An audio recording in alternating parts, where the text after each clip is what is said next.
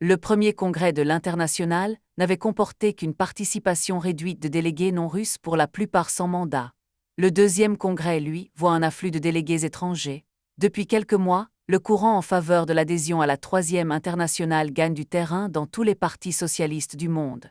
Les partis norvégiens et italiens ont déjà donné leur adhésion. Des partis de masse aussi importants que le Parti socialiste français et le Parti social-démocrate indépendant d'Allemagne frappent à la porte de l'Internationale, dont l'attraction s'exerce également sur les troupes syndicalistes, comme les ouvriers industriels du monde d'Amérique, et les organisations syndicales de masse comme la Confédération nationale du travail espagnole. Cette situation politique se double, en ces derniers mois de la guerre civile, d'une situation militaire favorable. À la fin du mois d'avril 1920, le gouvernement polonais du maréchal Pilsudski a attaqué la Russie soviétique, relançant la guerre civile que le baron Heinrich soutenu et financé par le gouvernement français, conduit dans le sud-ouest du territoire russe. Le gouvernement bolchevique a d'abord redouté une offensive générale de l'entente relayant l'offensive polonaise, et Radek a averti la centrale du KPD, que le conflit polono-russe ouvrait des perspectives nouvelles. Le 18 mai, un manifeste de l'exécutif a lancé un appel au prolétariat mondial pour la défense par tous les moyens de la Russie soviétique contre la Pologne blanche. Mais en juillet, la guerre a pris un tour surprenant pour beaucoup. L'armée rouge sous le commandement de Michel Tukhachevski a mis en déroute l'armée polonaise et à son tour, elle contre-attaque marchant sur Varsovie, un congrès optimiste. Lors de la séance d'ouverture du congrès, le 19 juillet, frais solennel, le deuxième congrès de l'Internationale est entré dans l'histoire au moment même où il s'ouvrait. Souvenez-vous de ce jour. Sachez qu'il est la récompense de toutes nos privations de notre lutte hardie et décidée. Dites et expliquez à vos enfants sa signification. Gardez dans vos cœurs l'empreinte de cette heure. Il racontera plus tard, il y avait dans la salle du congrès une grande carte où l'on marquait tous les jours les positions de nos armées. Les délégués tous les matins la regardaient avec un intérêt renouvelé. C'était une sorte de symbole. Les meilleurs représentants du prolétariat international suivaient chaque avance de nos armées, et tous comprenaient parfaitement que, si les objectifs militaires de notre armée se réalisaient, cela signifierait une immense accélération de la révolution prolétarienne internationale. Délégués étrangers et dirigeants russes sont d'accord sur ce point. Au cours de la discussion d'un appel rédigé par Paul Lévy et adressé au prolétariat mondial au sujet de la guerre de Pologne, Ernst Domig, l'un des 4 délégués du Parti social-démocrate indépendant allemand, s'écrie « Toute avance d'1 kilomètre réalisée par l'armée rouge est un pas vers la révolution en Allemagne. Des modifications de dernière minute au projet de texte sont opérées par les Russes eux-mêmes pour tenir compte de ce qu'ils considèrent comme une conjoncture nouvelle. C'est ainsi que le projet de résolution sur les tâches rédigé par Lénine le 4 juillet comprenant la phrase « La tâche actuelle des partis communistes n'est pas d'accélérer la révolution, mais d'accélérer la préparation du prolétariat », devient dans le texte soumis finalement par lui au Congrès. La tâche actuelle des partis communistes est maintenant d'accélérer la révolution, sans la provoquer par des moyens artificiels avant qu'ait pu être réalisée la préparation adéquate. Tout semble prouver aux révolutionnaires que la vague révolutionnaire de l'après-guerre, jusque-là confinée dans les pays vaincus, est en train de s'étendre aux pays vainqueurs, France, Grande-Bretagne, Italie. Dans cette optique, la construction de véritables partis communistes devient plus urgente encore. Pour une révolution qui vient, il faut très vite une organisation, un instrument, une direction. Lénine écrit « La deuxième internationale est définitivement battue. Les partis intermédiaires et les groupes du centre, voyant que la situation est tout à fait désespérée, tentent de s'appuyer sur l'internationale communiste qui se renforce de plus en plus. Ils espèrent toutefois conserver une autonomie qui leur permettrait de poursuivre leur ancienne politique opportuniste ou centriste. L'internationale communiste est jusqu'à un certain point à la mode. Le désir de certains dirigeants du centre d'adhérer maintenant à la Troisième Internationale prouve indirectement que l'internationale communiste a gagné la sympathie de l'immense majorité des ouvriers conscients du monde entier et devient une puissance de jour en jour croissante. Les demandes d'adhésion des partis centristes à l'internationale doivent donc être examinées avec la plus grande circonspection.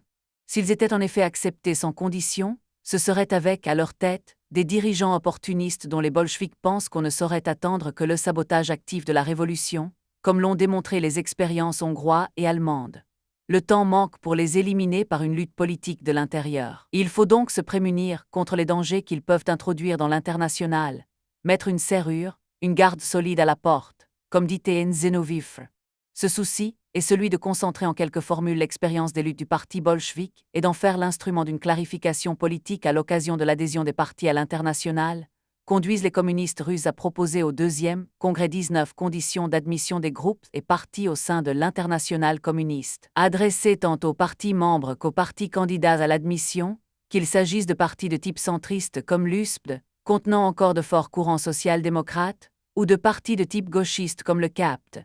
Les 19 conditions, que le Congrès modifiera pour en faire en définitive les célèbres 21 conditions, expriment ainsi la conception bolchevique du Parti communiste. Le premier devoir des communistes est de donner à leur agitation et leur propagande quotidienne un caractère effectivement communiste. L'objectif de la dictature du prolétariat, qui est celui des partis communistes, doit être présenté aux masses ouvrières de façon que sa nécessité découle des faits de la vie quotidienne notés au jour le jour. Il faut écarter le verbe et souligner dans le projet systématiquement des postes responsables des éléments réformistes ou centristes, mettre partout à leur place des communistes éprouvés, des ouvriers que l'on sort du rang, si nécessaire, pour les remplacer. L'activité des communistes ne peut se contenter de se déployer dans le cadre autorisé par la légalité bourgeoise. Dans presque tous les pays d'Europe et d'Amérique, la lutte de classe entre dans la phase de la guerre civile. Dans ces conditions, les communistes ne peuvent pas se fier à la légalité bourgeoise. Ils doivent créer partout une organisation parallèle illégale qui puisse, au moment décisif, aider le parti à remplir son devoir envers la révolution. Dans cet ordre d'idées, les communistes doivent conduire systématiquement agitation et propagande à l'intérieur de l'armée et y créer des cellules communistes. Le refus de mener un tel travail, en partie illégal, est considéré comme incompatible avec l'appartenance à l'international. Toujours dans la perspective de la prise du pouvoir prochaine, les partis communistes doivent déployer une agitation systématique et régulière en direction des travailleurs des campagnes, en s'appuyant sur des ouvriers ayant conservé des attaches rurales. L'une des obligations les plus impérieuses consiste en la rupture déterminée avec le social-patriotisme des réformistes comme avec le social-pacifisme des centristes.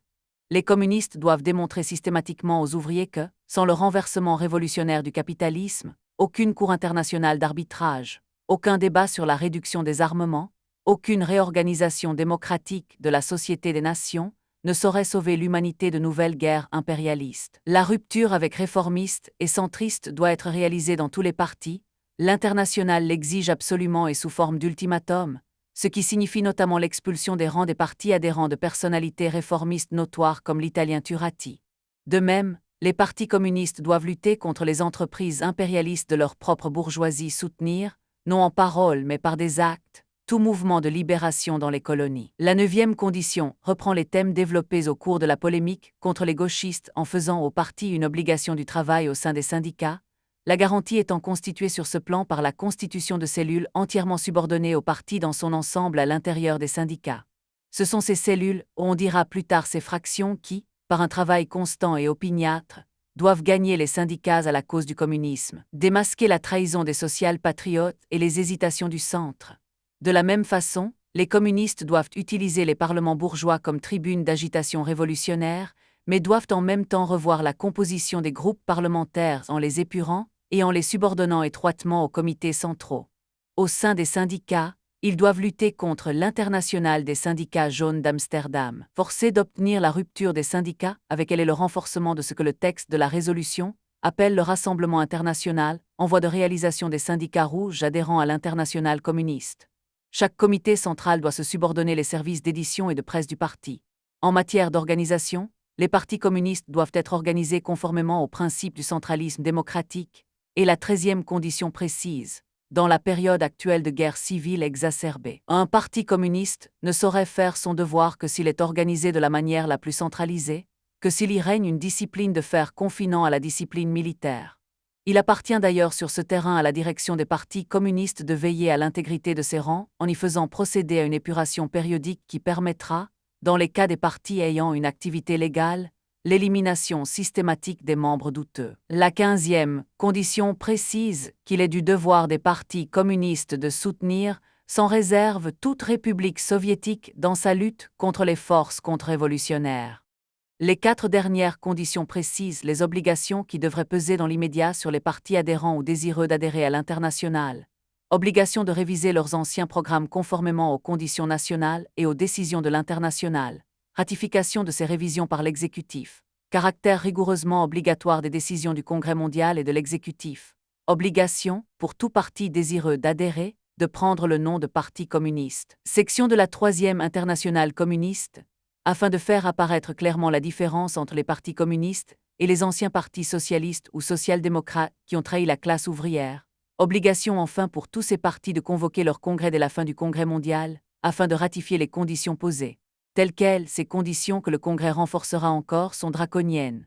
Pour tous les partis d'origine social-démocrate ou centriste, qu'ils soient ou non dans l'international. Comme pour les groupements gauchistes qui aspirent à y entrer ou à y demeurer, elles impliquent à bref délai une scission, et les dirigeants bolcheviks en ont conscience. Trotsky le proclame, il est hors de doute que le prolétariat serait au pouvoir dans tous les pays s'il n'y avait entre eux les partis communistes et les masses, entre la masse révolutionnaire et l'avant-garde, une machine puissante et complexe, les partis de la Deuxième Internationale et les syndicats qui, à l'époque de la décomposition et de la mort de la bourgeoisie, ont mis leur appareil à son service. À partir de maintenant, à partir de ce congrès, la scission de la classe ouvrière va s'accélérer 10 fois, programme contre programme, tactique contre tactique, méthode contre méthode.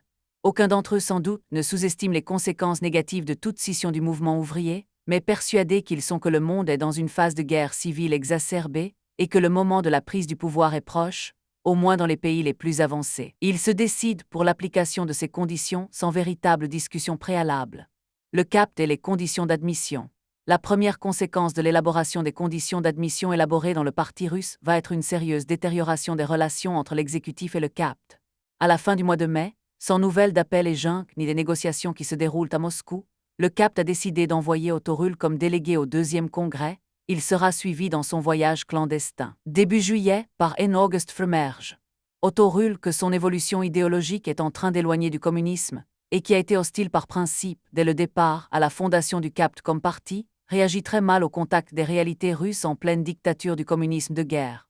Frappé par ce qu'il considère comme des pratiques ultracentralistes, il juge absurde et néfaste la volonté des soviétiques d'appliquer un tel système au parti communiste et à l'internationale elle-même. Merge et lui-même prennent nettement position contre les conditions d'admission, qu'ils jugent inadmissibles parce qu'entachées à la fois d'opportunisme et de centralisme. Il les considère comme la répétition à peine modifiée des thèses de la centrale au congrès du KPDS. À Heidelberg, origine de la scission allemande, ce que Ruhl exprime en ces termes, elles étaient maintenant un peu amplifiées, un peu plus frisées sur le plan de la théorie, et considérablement aggravées sur le plan centralisme et dictature. Devant l'opposition manifestée par les deux délégués du CAPT, Radek dit qu'il ne saurait être question de les admettre au Congrès. Lénine et Enzenoviv ayant confirmé ce point de vue, Ruhl et Merge quittent Moscou et reprennent le chemin de l'Allemagne. Cet échec ne fait pas l'affaire des bolcheviks et des membres de l'exécutif, pour qui la présence des gauchistes serait précieuse au moment où il s'agit de discuter, serré avec des éléments centristes aux tendances droitières. Un exécutif qui se tient au lendemain du départ des deux délégués des gauchistes allemands décide de leur faire une proposition de conciliation, en leur offrant la participation au Congrès, non comme délégués à part entière mais comme délégués à titre consultatif. Les deux représentants du CAPT reçoivent la proposition sur le chemin du retour, alors qu'ils n'ont pas encore quitté la Russie soviétique, mais ils la repoussent, d'un commun accord, et poursuivent leur voyage, solution heureuse en définitive pour l'exécutif, puisque, on le verra, la délégation du KPDS, mise devant le fait accompli de l'invitation faite au CAPT, avait pour sa part décidé qu'elle quitterait le Congrès au cas où Merge et Ruhl, ou tout autre responsable du CAPT, y participerait fût-ce à titre consultatif, les indépendants et les conditions d'admission. La bataille autour des conditions d'admission se livre principalement au cours des débats avec les délégués des indépendants allemands, que les Russes, épaulés par les délégués communistes étrangers, s'efforcent de convaincre et de contraindre, si nécessaire, afin de mieux préparer la décision finale qui, de toute manière, appartient au congrès de leur parti. Dittmann et Crispien, qui représentent l'aile droite et l'appareil de l'USP, sentent que, quoique la presse du parti dans son ensemble, l'appareil dans sa presque totalité, soient hostiles à l'adhésion, le courant de gauche grandit tous les jours, et leur impose cette négociation dans une position précaire, au sein même d'un congrès communiste international, dans la capitale de la révolution mondiale. Dittmann se déclare d'accord avec les thèses soumises par l'exécutif au congrès, mais présente un certain nombre d'objections. La première concerne les objectifs proclamés des partis adhérents à l'international. Il explique, si notre parti adoptait ces thèses dans leur forme actuelle, il perdrait alors son caractère légal, et nous croyons que nous devons utiliser tous les moyens légaux pour rassembler les masses ouvrières. Nous savons que la grève générale ne suffit pas pour prendre le pouvoir, que l'insurrection armée est nécessaire. Mais si nous affirmons cela ouvertement dans nos thèses, notre parti cessera du coup d'être un parti légal. Protestant contre une assertion de Radek qui a dit que les dirigeants indépendants pourraient être du jour au lendemain arrêtés et fusillés, il développe. Nous croyons que nous devons utiliser jusqu'au bout les moyens légaux. Nous avons plus de 50 quotidiens. Cette presse est un moyen de propagande et d'action révolutionnaire que nous devons maintenir, et qui serait tout entier perdu si nous tombions dans l'illégalité. Les communistes savent par expérience combien est difficile la propagande pour un parti illégal. Il élève également d'autres objections sur la question de la centralisation des partis et de l'international. J'ai été de tout temps, déjà dans la vieille social-démocratie, partisan d'une forte centralisation. Mais précisément, l'expérience de la social-démocratie bureaucratisée a détourné de la centralisation nombre d'ouvriers révolutionnaires. C'est une réaction compréhensible contre le bureaucratisme centralisé de la vieille social-démocratie. Aussi nous heurtons-nous à une tendance hostile à la centralisation du parti. Le congrès de Ingolstadt, par exemple, a refusé le contrôle de la presse par la centrale. Cet état d'esprit ne pourra être surmonté qu'après un délai important. Pour sa part, Crispien se déclare d'accord avec les thèses sur 4 points essentiels. Une organisation centralisée de l'international, la centralisation du parti que l'USPT doit pouvoir réaliser, la rédaction d'un programme, après qu'un congrès aura permis de réaliser la synthèse des résolutions de Leipzig et de celles de Moscou. En ce qui concerne les moyens de lutte, il déclare « Nous vivons dans la période de la lutte pour le pouvoir, et notre mouvement doit conserver son caractère légal. Les masses ne comprendraient pas un parti illégal. Nous ne pouvons pas nous prononcer ouvertement pour l'armement du prolétariat. En revanche, un mouvement purement illégal est possible pour nous. Nous voulons employer tous les moyens pour lutter, mais nous ne pouvons le déclarer ouvertement et officiellement.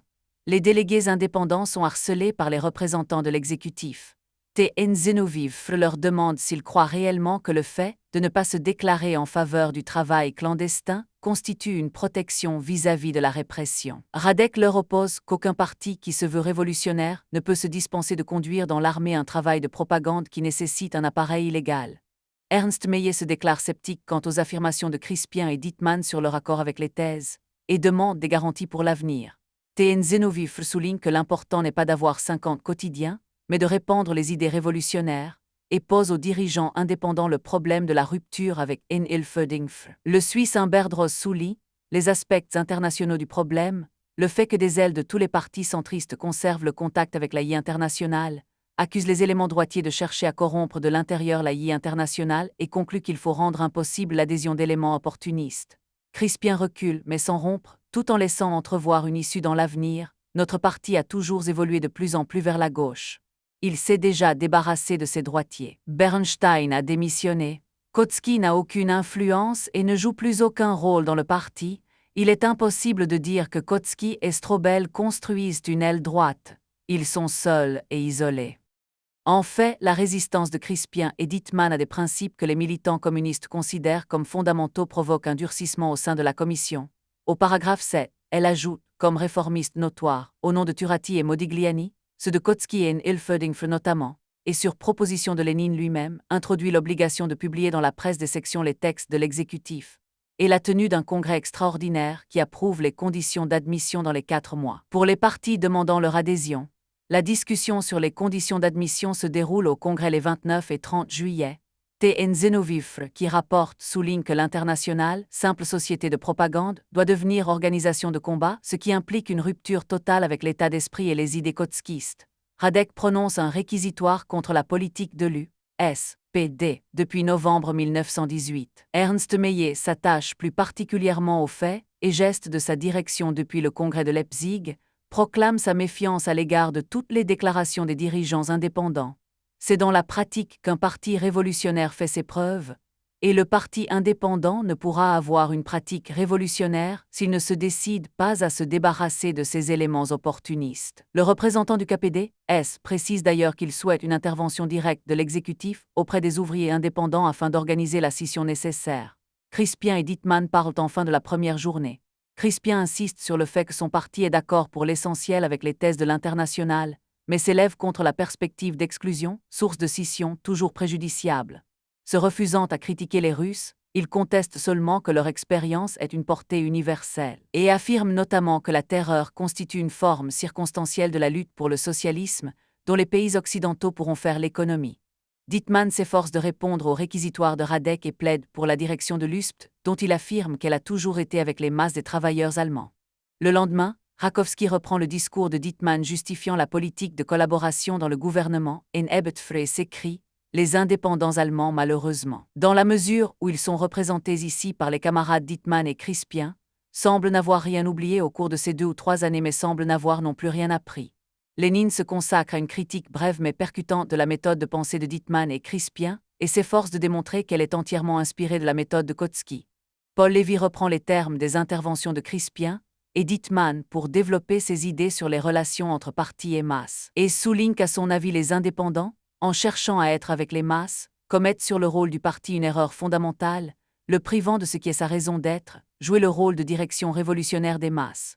Domig regrette que les débats de la veille lui aient inspiré le sentiment que l'Internationale n'était encore formé que de sectes. Il proteste contre la caricature faite de son parti, notamment par Radek, rappelle qu'il a toujours été formé de deux ailes nettement opposées, souligne les responsabilités passées des communistes, rappelle la fondation du KPD-S avec des éléments indésirables, mais se prononce pourtant pour l'acceptation sans réserve des conditions d'admission qu'il s'engage à défendre dans le parti à son retour en Allemagne. Stoeke enfin s'étonne de l'appel à la scission lancé la veille par Ernst Mayet. Il souligne, lui aussi, les points essentiels d'accord entre l'USPT et l'Internationale et rappelle que le KPD-S a longtemps répandu en Allemagne les idées qui sont aujourd'hui celles du Pacte scissionniste. Partisan de l'acceptation des conditions d'admission, il termine par un appel à resserrer les rangs des révolutionnaires pour la lutte à mener dans quelques mois. Les 19 conditions sont devenues successivement 18, par fusion de 2 d'entre elles, puis 20 et une par adjonction d'additifs présentés l'un par Humbert Droz, l'autre par Bordiga. Les partis adhérents devront, dans le congrès qui ratifiera l'adhésion, élire à leur comité central 2/3 au moins de membres s'étant prononcés pour l'adhésion à l'Internationale communiste avant le deuxième congrès mondial, et ils devront exclure, après leur congrès, tous les adversaires des 21 conditions. Désaccord en coulisses. La question désormais posée au Parti social-démocrate indépendant est dépourvue de toute ambiguïté. Il doit accepter, pour prix de son admission dans l'Internationale communiste, l'exclusion de Enhilferdingfre, Kautsky et autres, ce qui signifie en fait la scission du parti, puisque Crispien et Dittmann s'y opposent. Zenoviv le leur dit d'ailleurs clairement au cours d'une ultime rencontre entre l'exécutif et les 4 délégués indépendants. Sur ce point, Paul Lévy a formulé des réserves au cours des débats en commission, partisan des conditions d'admission, qu'il vote avec l'écrasante majorité des délégués au Congrès. Il souligne à huis clos qu'il lui semble important d'éviter de prendre des mesures d'organisation susceptibles de revêtir un caractère vexatoire. La lutte qui commence dans le monde entier, au sein des partis ouvriers et socialistes sur la question de l'adhésion à l'Internationale communiste, va être une lutte sans merci. Les communistes ont intérêt à ce qu'elle apparaisse clairement comme une lutte politique. Inclure dans les conditions d'admission des clauses concernant l'organisation risque de laisser dévier cette lutte vers le terrain de l'organisation, donnant aux bons l'occasion qu'ils souhaitent de se déchaîner sur ce terrain et de taire les aspects politiques. Il est donc d'avis de rejeter au second plan les problèmes touchant les statuts et autres points d'organisation, et de concentrer tous les efforts pour mettre au premier plan les conditions politiques à remplir. Il est clair qu'il redoute pour l'Allemagne l'exploitation que ne manqueront pas de faire des conditions qui les visent, les Enhilferdingfre soutenus par Crispien et Dittmann. Le résultat pourrait être de maintenir hors de l'Internationale et du futur parti allemand unifié une importante fraction des ouvriers révolutionnaires, à qui ces problèmes masqueraient les options politiques essentielles. Le dirigeant de la centrale allemande ne semble pas partager entièrement l'optimisme de la majorité du Congrès sur les perspectives révolutionnaires en Europe. Il insiste sur la nécessité d'épurer les partis adhérents par le moyen d'une large discussion politique. En effet, il n'y a pas urgence, la révolution n'étant pas pour demain. En commission, il défend l'ancien texte de Lénine contre la nouvelle rédaction proposée. Il mécontente Lénine et la presque totalité des délégués en manifestant une pessimiste prudence au sujet d'un soulèvement possible des travailleurs allemands à l'approche de l'armée rouge. Il existe d'autres indices d'une tension croissante entre Lévy et les dirigeants russes, particulièrement Zenoviv. Au début du congrès, elle revêt la forme d'une crise aiguë à propos de la décision de l'exécutif d'admettre le Pacte au débat. Ce sont les dirigeants russes, soucieux d'activer le parti allemand, qui ont soufflé cette proposition à l'exécutif. Pour eux approche de nouveau le moment où les combattants révolutionnaires du Pacte seront précieux dans les rangs de l'Internationale. Dès leur arrivée, les délégués du KPD-S sont reçus par le bureau politique du parti russe, qu'ils s'efforcent vainement de convaincre, et ils prennent ensuite la décision d'annoncer qu'ils quitteront le Congrès si les délégués du Pacte y sont admis. Ils sont soutenus par Radek, à qui cette prise de position contraire à la discipline du parti russe vaudra d'être écarté du poste de secrétaire de l'exécutif qu'il occupait depuis son retour d'Allemagne. L'accès de fièvre tombe brusquement, Ruhl émerge, les délégués du Pacte ayant finalement refusé de prendre part au Congrès. Mais de façon générale, l'attitude de la délégation allemande, le ton employé par Lévy qui est son porte-parole, sont sévèrement jugés tant par Boukharine qui fait contre les Allemands l'unanimité de l'exécutif, que par Rosmet qui, des années plus tard, les accusera de s'être livrés à une manœuvre de dernière heure. Les Russes, en particulier Boukharine et Enzenovivfr, y voient une preuve d'hostilité à leur égard. La fidélité des Allemands aux vieilles querelles et aux anciens griefs de Rosa Luxembourg et Lojojich, et reprennent volontiers contre eux, au moins dans les couloirs, les critiques déjà énoncées, soit dans le parti allemand lui-même, soit par Radek sur le manque de contact avec les masses et l'antiputschisme exagéré de la centrale, qui aboutirait à une attitude de passivité. Levy est le premier visé, et il devra rappeler à ceux qui le qualifient de droitier qu'il a été le premier dirigeant, lors du putsch de Cap, à critiquer la passivité de la centrale du moment. Mais il semble avoir éprouvé beaucoup d'amertume de ces attaques et confie à ses proches qu'il commence, en effet, à se demander si Rosa Luxembourg et Lojojich n'avaient pas finalement raison de s'opposer à la fondation d'une internationale où n'existerait pas de contrepoids suffisant à l'influence des bolcheviks. Rien de cela cependant ne transparaît en séance et Levy est élu à l'exécutif, suppléant d'Ernst Meillet, premier élu par le Congrès et qui va rester à Moscou, où il travaillera au sein du Petit Bureau. Une autre décision du deuxième Congrès aura d'importantes conséquences pour l'avenir du mouvement ouvrier allemand. La question syndicale y est, comme dit Rosmet, longuement discutée sans ampleur et sans profit, sur la base d'un rapport de Radek notoirement incompétent. La résolution, adoptée après un vif débat et malgré l'opposition des Anglais et des Américains, reprend la ligne définie auparavant par l'exécutif et résumée dans les 21 conditions. Quoique le Congrès ne se prononce pas formellement sur la création d'une nouvelle internationale syndicale, c'est au cours même de ces travaux que se constitue, sous la présidence de Lozovski, un comité international provisoire pour la convocation et la préparation d'un congrès international des syndicats rouges destiné à engager, à l'échelle mondiale, la lutte contre l'internationale syndicale jaune d'Amsterdam.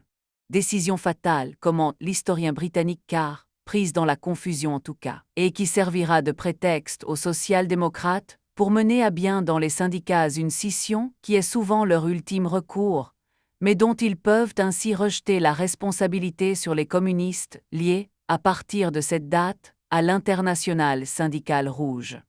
La bataille pour la majorité des indépendants. Les débats du deuxième congrès avaient été dominés par les soucis allemands des dirigeants de l'internationale et les 21 conditions élaborées dans le but d'éliminer les indépendants de droite. Dans la bataille politique qui suit le deuxième congrès mondial, l'exécutif de l'internationale voit le premier d'une série de combats pour conquérir les ouvriers adhérents des partis socialistes et centristes, étape décisive sur la voie de la construction de partis communistes de masse. L'exécutif jette dans la balance tout son poids et son prestige afin de conquérir la majorité du parti indépendant, ce parti ouvrier de plus de 800 000 membres, avec ses organisations de tout type, ses 54 quotidiens et surtout ses cadres ouvriers.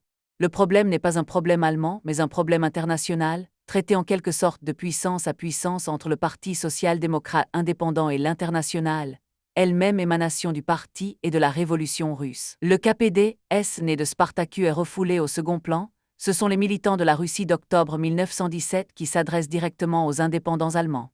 C'est le problème de Moscou que posent partisans et adversaires. La délégation des indépendants est revenue de Moscou divisée.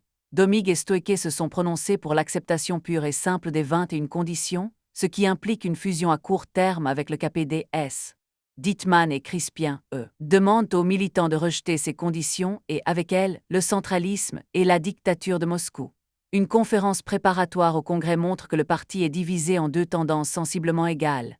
L'appareil dans sa quasi-totalité, la presse du parti, ses élus et une importante fraction des responsables syndicaux sont contre l'acceptation des 21 conditions. Mais le courant en faveur de Moscou est chaque jour plus fort. L'appui direct qu'il prend sur le KPD-S lui permet de réagir en rendant coup pour coup, opposant direction à direction, appareil à appareil. La droite comprend que le temps travaille pour les partisans de l'internationale. Elle accélère les préparatifs afin de mettre rapidement fin à une discussion qui l'accule à la défensive. Le congrès sera préparé en 5 semaines, sa date étant finalement avancée de 8 jours, du 20 octobre primitivement prévu au 12. Le 29 septembre, le présidium de l'exécutif adresse à tous les membres du Parti social-démocrate indépendant une lettre ouverte dans laquelle il dresse le bilan des pourparlers. Il explique qu'un processus de différenciation est en cours dans le monde entier au sein de tous les partis centristes, et qu'il est du devoir de l'internationale communiste de l'accentuer et de l'accélérer, afin de libérer les militants ouvriers de ces partis de l'emprise des dirigeants réformistes. Il affirme: « Nous ne pouvons accepter dans l'internationale communiste tous ceux qui manifestent le désir de la rejoindre. D'une certaine façon, l'internationale communiste est devenue une mode. Nous ne voulons pas que notre internationale communiste ressemble à la deuxième internationale banqueroutière. Nous ouvrons largement nos portes à toute organisation révolutionnaire prolétarienne de masse, mais nous réfléchirons plus de 10 fois avant d'ouvrir les portes de l'internationale communiste à des nouveaux venus du camp des dirigeants petits bourgeois, bureaucrates, opportunistes comme N. Ilferdingfrey Crispien. Après avoir insisté sur la nécessité de l'existence et de l'action de partis communistes puissants et centralisés capables de conduire victorieusement le prolétariat dans la guerre civile, la lettre ouverte de l'exécutif poursuit: le principe du centralisme est également valable à l'échelle internationale. L'Internationale communiste sera une association centralisée d'organisations ou ne sera pas. La guerre impérialiste a créé une situation dans laquelle la classe ouvrière d'aucun pays ne peut faire aucun pas sérieux en avant qui n'ait de répercussions dans le mouvement tout entier et dans la lutte de classe des ouvriers dans tous les autres pays. Toutes les questions fondamentales de notre vie se décident maintenant à l'échelle internationale. Nous avons besoin d'une internationale qui agisse comme un état-major international des prolétaires de tous les pays. Nous ne pouvons transformer l'internationale communiste en une simple boîte à lettres. Il y a des circonstances historiques dans lesquelles la scission est le devoir sacré de tout révolutionnaire, et elle conclut que les circonstances exigent précisément cette scission, si nous voulons, au moment décisif, être fermes, unis, résolus. Dans toutes les villes d'Allemagne, les deux tendances s'affrontent passionnément. La presse communiste est le principal soutien de la gauche des indépendants, qui n'ont pour eux que quelques journaux. C'est seulement le 1er octobre que va paraître leur organe, Kommunistische Rundschau. À gauche, Paul Lévy dirige la bataille avec Domig Stoeke Curgier et Wilhelm Frökonen. De l'autre côté, avec Crispien et Dittmann, le dirige des métaux Robert Diesmann, un ancien de l'aile gauche pourtant, est l'âme de la résistance. Il mobilise dans tout le parti les cadres syndicaux contre les diviseurs de Moscou qui, dit-il, préparent, avec leur conférence des syndicats rouges, la scission des syndicats après celle des partis. Chacun se détermine suivant la formule de Clara Zetkin, que la droite fait également sienne pour ou contre Moscou. Toutes les questions pendantes du mouvement ouvrier sont passionnément débattues sous les formes les plus polémiques. Pour la droite, le choix est entre l'indépendance et l'autodétermination des partis socialistes, la liberté d'opinion et le diktat des papes de Moscou, la colonisation et même la barbarie asiatique. Pour la gauche, il est entre l'opportunisme, le réformisme et la collaboration de classe, et l'organisation révolutionnaire centralisée, la discipline et la conscience de classe.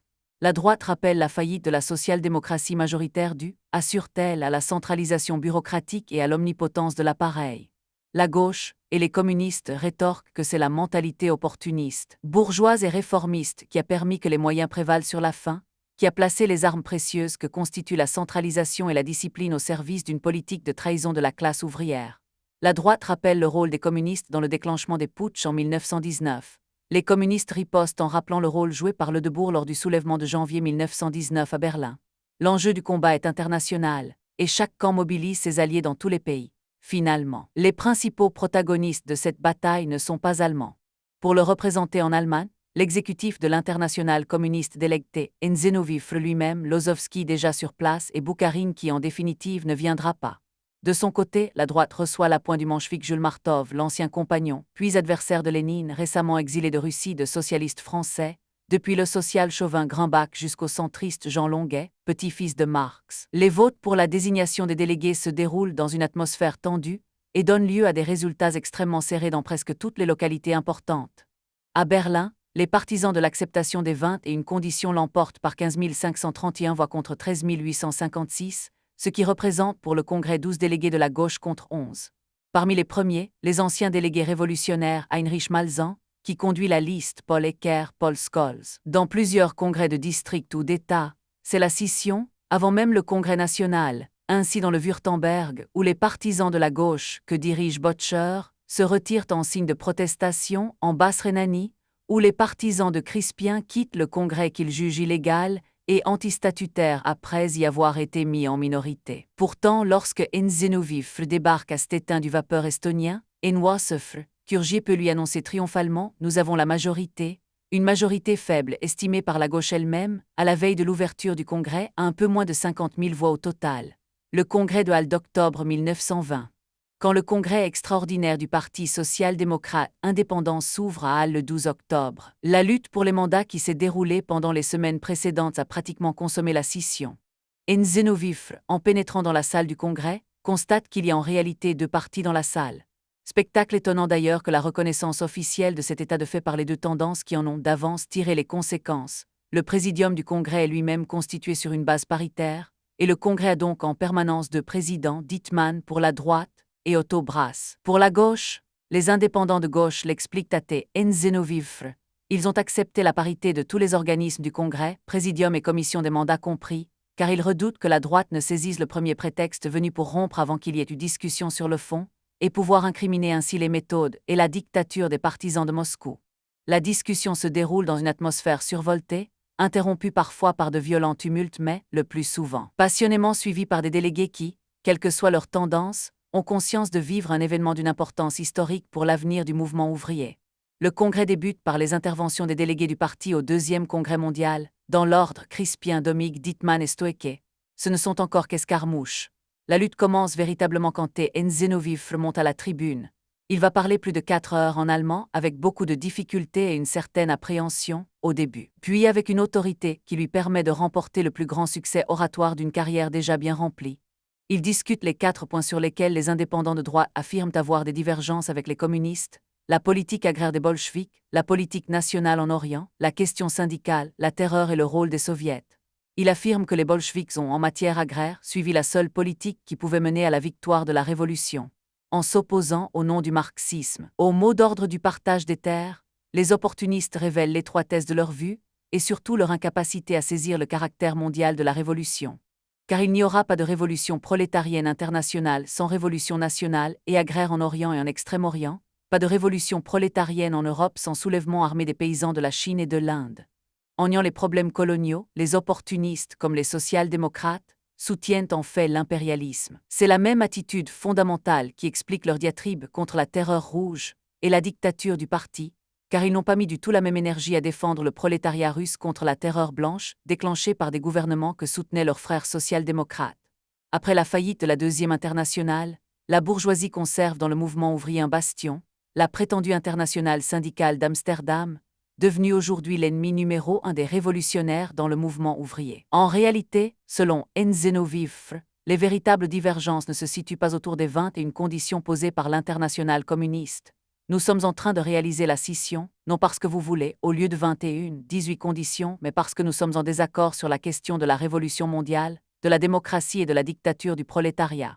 Ce congrès, dit Nzenovivre, lui rappelle les congrès des social-démocrates russes des années qui suivaient 1905, dans lesquels s'affrontaient mencheviks et bolcheviks. Car c'est de cela qu'il s'agit, communisme mondial ou réformisme. Aux côtés de Nzenovivre se tiennent tous les chefs de file du réformisme, Kautsky et Dittmann, les anciens collaborateurs d'Hébert, et Salomon Grünbach, le social-chauvin français Jules Martov bien entendu, et les mencheviks anglais, Henderson Frey MacDonald. À tous Nzenovivre dit que la peur de la révolution est la seule motivation de leur politique, même quand ils tentent de le dissimuler derrière des phrases sur le chaos ou la famine, et tout ce qui se passe selon eux en Russie. Crispien, en rendant compte du deuxième congrès de l'Internationale, a dit qu'à son avis le mouvement socialiste se trouvait aujourd'hui dans la même situation que Marx et ses camarades en 1849, comme si, précise Nzenovivre, la révolution mondiale ne pouvait plus se produire dans un avenir proche. La vérité est que la droite bâtit ses perspectives sur celles d'un développement pacifique, depuis longtemps dépassé. Elle ne croit pas à la révolution mondiale. Elle ironise sur le fanatisme, la naïveté, les illusions des révolutionnaires. Peut-on douter que sans ce prétendu fanatisme des masses, la libération de la classe ouvrière serait du domaine de l'impossible? La vérité est autre. Le président de l'Internationale proclame « Nous sommes en 1847 ». La révolution frappe à la porte, aussi bien dans les Balkans qu'en Grande-Bretagne, mais particulièrement ici en Allemagne. Dans toute l'Europe occidentale, la situation est objectivement révolutionnaire. L'unique rempart qui assure encore la défense de la bourgeoisie, c'est l'aristocratie ouvrière, avec ses chefs syndicaux et politiques qui paralysent la classe ouvrière de l'intérieur.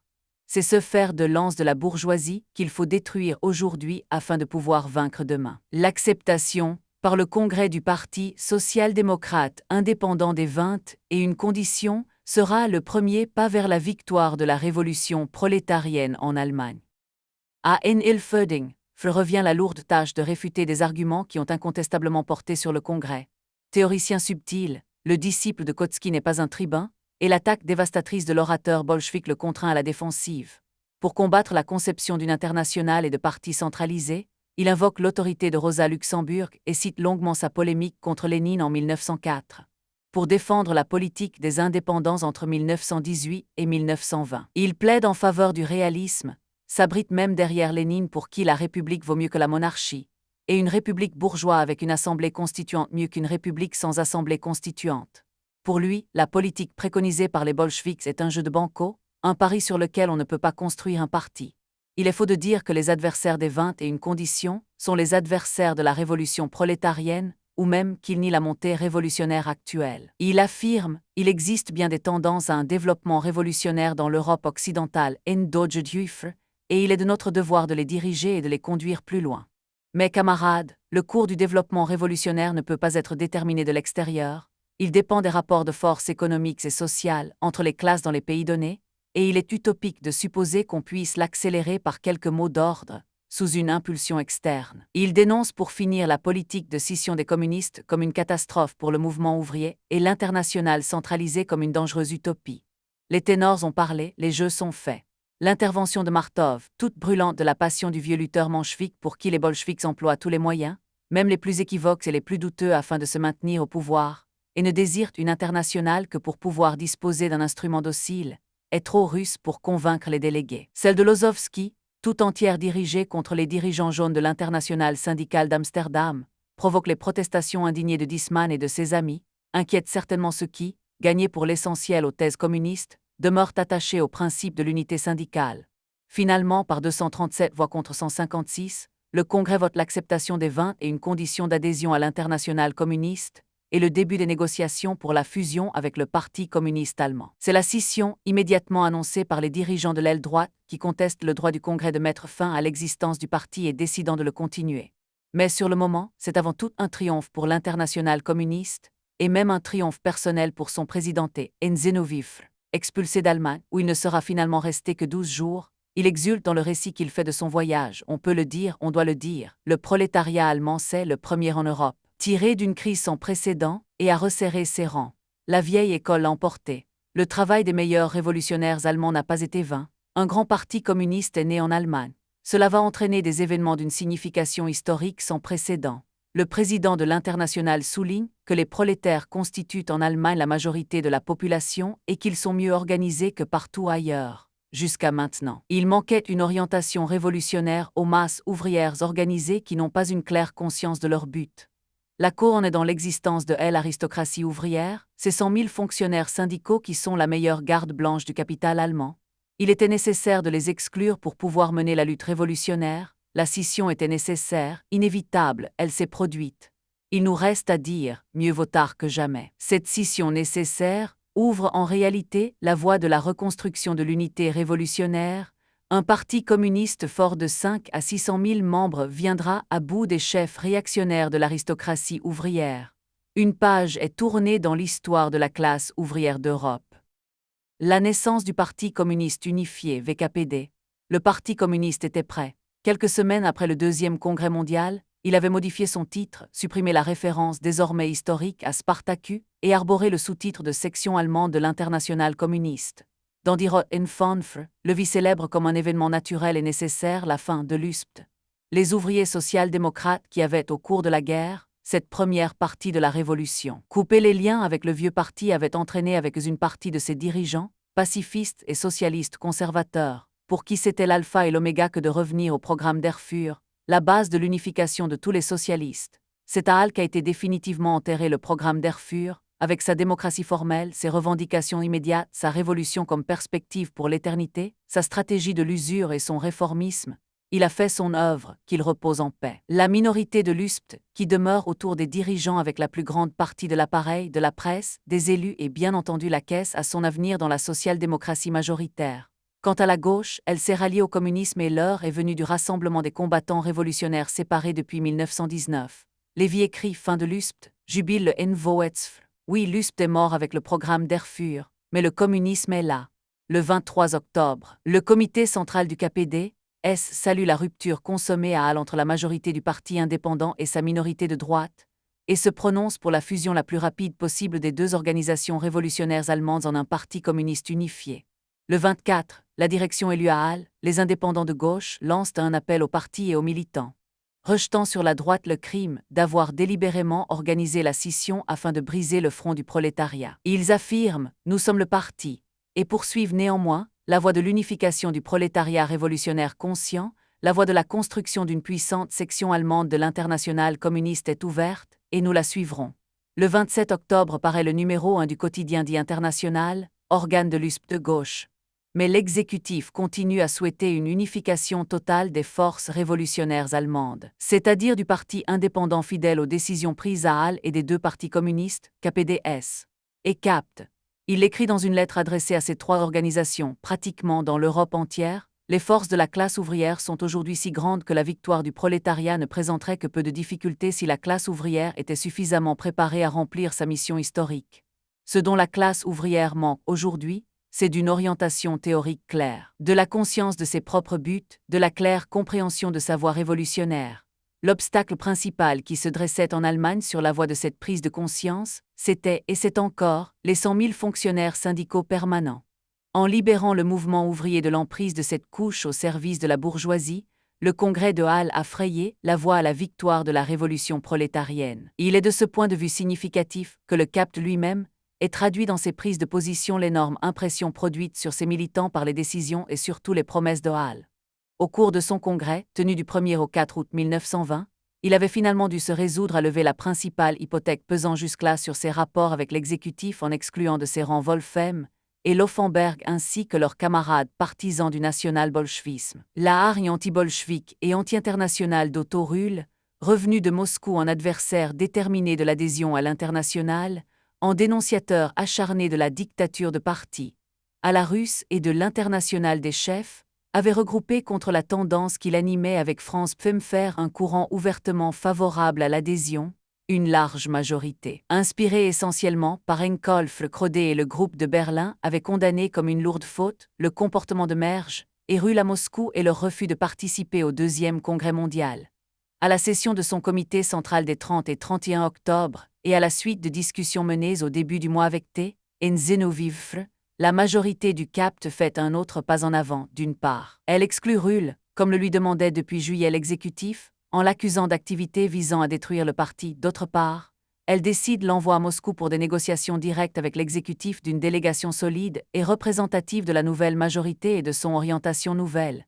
Henkolf Krode, Hermann Gorte et Rasch partent à leur tour pour Moscou, ouvrant ainsi la perspective de la fin de la scission à gauche. En attendant, la fusion se réalise en quelques semaines entre les indépendants de gauche et le Parti communiste. Elle ne se produit certes pas dans les formes espérées par l'exécutif. Dans la bataille juridique qui suit le Congrès en effet, l'appareil indépendant, en d'autres termes, la droite, réussit à préserver l'essentiel de ses ressources matérielles, caisses, locaux, journaux. Lors du Congrès de fusion en décembre, on estime en outre que, sur les 800 000 adhérents du Parti social-démocrate indépendant à la veille de la scission, 400 000 environ ont rallié le parti unifié. Le reste s'est dispersé entre les individus et les groupes qui reviennent à la social-démocratie majoritaire. Le parti croupion resté autour de Crispien, dont l'appareil est désormais trop lourd pour les masses qui ont à le supporter et ce, plusieurs centaines de milliers, qui, brisés par la violence du conflit ou profondément déchirés, ont décidé d'abandonner tout militantisme politique. À travers les congrès préparatoires qui se tiennent en novembre est progressivement mis en place le processus de fusion qui culminera dans le congrès d'unification du 4 au 7 décembre 1920. Ainsi se trouve réalisé le rassemblement en un seul parti des éléments révolutionnaires dont la division et la dispersion avaient été si cruellement ressenties en 1918-1919. Le congrès d'unification constitue le correctif du congrès de Hengothofre de 1917, la revanche de l'échec. En janvier 1919, des pourparlers entre spartakistes et délégués révolutionnaires de Berlin. Il semble qu'ils permettent de surmonter les conséquences de la fondation d'un parti communiste dans des conditions qui étaient, en janvier 1919, loin d'avoir été favorables.